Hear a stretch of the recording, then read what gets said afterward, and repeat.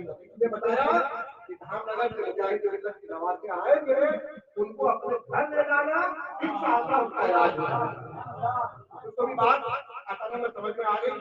हजरत तशरीफ ले गए, इंतजार करना था, अच्छी तरह इससे बात करके हजरत को एक रात अपने मकान में ठहराने के लिए राजी कर दिया। हजरत को चाहता थी, तबीयत भी थी, तो जहाँ लगे वहाँ चले गए, जहाँ जैसे बैठा दिया बैठ गए, जो दिया खा लिया। ये आपका हुस्न इस्लाम और हुस्न की बात है। लोगों का दिल जीतने का, दिल मोह लेने का एक बड़ा हथियार था। यही वजह है कि बड़े से बड़े मशाइख इस्लाम भी जरूर हमें मिल्लत को पसंद फरमाया।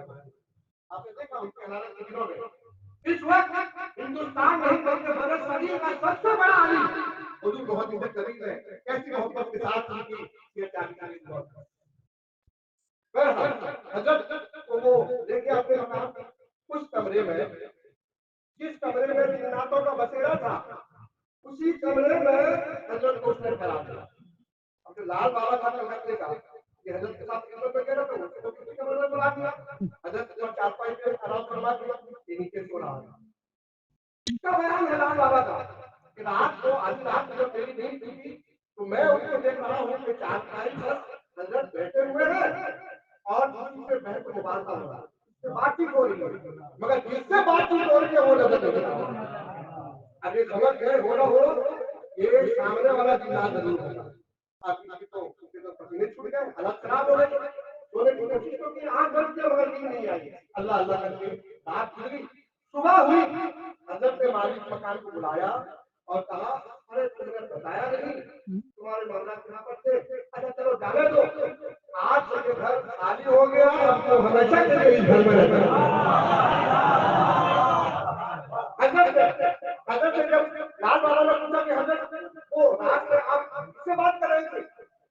हजरत ने उसको जवाब दिया इस वाक़ये की खबर जब दारुल मुजाहिद मिल्लत की इस वक्त में दादी ने तालीमात अल्लाह मौलाना साहब को हुई। आज के बाद जो हमारी मस्जिद है, उस मस्जिद में बारिश का मौसम था, बारिश के बाद हम लोग दलान पे बैठे हुए थे।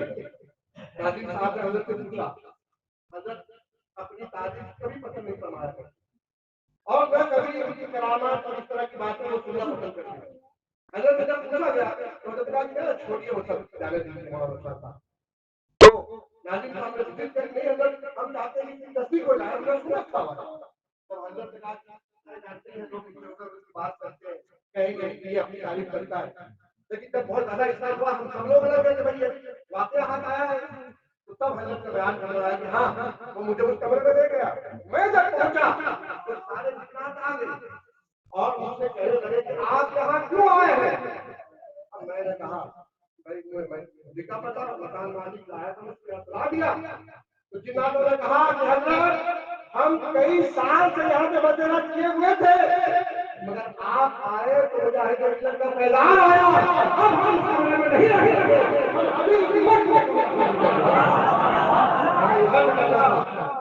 जहाँ हबीब मिल्लत है वहाँ मुजाहिद मिल्लत का अभी भी जहाँ है वो तो मुजाहिद मिल्लत के फैजान के साए में है। हुजूर हबीब मिल्लत की बीमारी, उनका जनाजा, उनकी तकसीर, इन सब ने कई सवालों के जवाब दिए। आपने देखा होगा जान का दुश्मन था, जिसने जिंदगी में दुश्मनी निभाई, आखिर में उसे भी वही निकला पड़ा जो कभी वही काम किया। सुभान अल्लाह। नारे तकबीर, नारे रिसालत, मसलक आला हजरत हुजूर हबीब मिल्लत, नारे तकबीर। कभी कभी सोचता हूँ पहले वो चला जाता तो ये बात नहीं होती। हजरत का दाना उसका निकला, अलफत और मशाहिकत वही दाना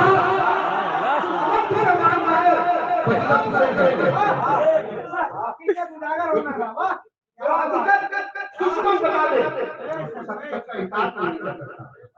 मेरे मुझे को और हजरत की तकलीफ के हवाले से कलाम किया एक सोशल मीडिया पे आदमी ने तहरीर लिखी थी कि हुजूर हबीब मिल्लत को वहां दफन कर दिया गया जहां जगह पे हम लोग रहते थे करते थे, अब वो जगह नहीं रही। अव्वल तो हम उनसे ये कहेंगे कि बात जो तुम्हारी अपनी है, अगर इसको समझना चाहते हो तो पहले बरेली चले जाओ, मदार आला हजरत पर चले जाओ, तुम्हारे सवाल का जवाब वही नहीं आएगा। अब गलत समझना तो समझो। ये बात रिवायत से साबित है कि आदमी वहीं पे दफन होता है जहाँ की मिट्टी से वो बना हुआ होता है। तीसरी दलील यह है कि वो मुजाहिद मिल्लत का अफसाना है, वहाँ वही जाता है जिसे वो बुलाते हैं।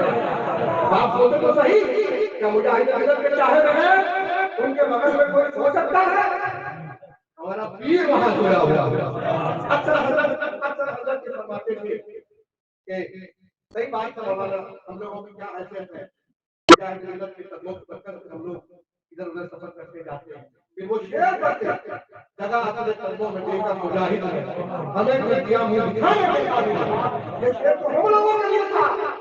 हजरत पढ़ते थे, मगर मुजाहिद मिल्लत ने उन्हें अपने बगल में जगह जगह ये बताया कि नाराज हो गए, तुम्हारी जगह मेरे कदमों में नहीं है, मेरे सीनों में है। अपने बगल में कर दिया जगह हजरत मुजाहिद मिल्लत ने। इस पे सवाल खड़ा नहीं करना था, नादानों को समझ नहीं आती। ये सवाल का जवाब है, सवाल का जवाब नहीं आता। हुजूर हबीब मिल्लत का ये कई सवालों का जवाब है। वो लोग जिनके दिलों में कभी है वो आप भी समझ जाए कि जो मुजाहिद मिल्लत का इतना प्यारा हो सकता है, उसे हमें भी प्यार करना, हमें भी प्यार करना चाहिए। वो लोग जो मुजाहिद मिल्लत की राय का दावा करते हैं, जो मुजाहिद मिल्लत की मोहब्बत का दावा करते हैं, उन्हें पहले हबीब मिल्लत से प्यार करना पड़ेगा। उसके बाद उनकी हयात ज़ाहिरी में भी थी और अब तो मजबूरी बन गई है। जरा आओगे फातिहा फातिहा पढ़ रहे हो, जाओगे कहाँ? हबीब मिल्लत की ज़ियारत किया फिर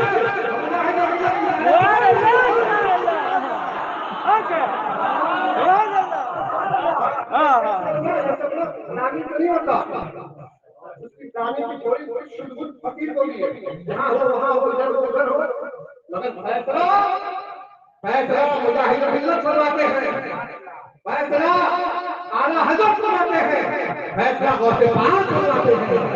और अब तो क़यामत तक के लिए अपने नाना की गोद में है। अल्लाह तबारक व तआला उनके नाना के फैजान से उनको मालामाल फरमाए और उनके वसीले से उनके नाना के फैजान से अल्लाह हमें भी मालामाल फरमाए। अस्सलामु अलैकुम व रहमतुल्लाह।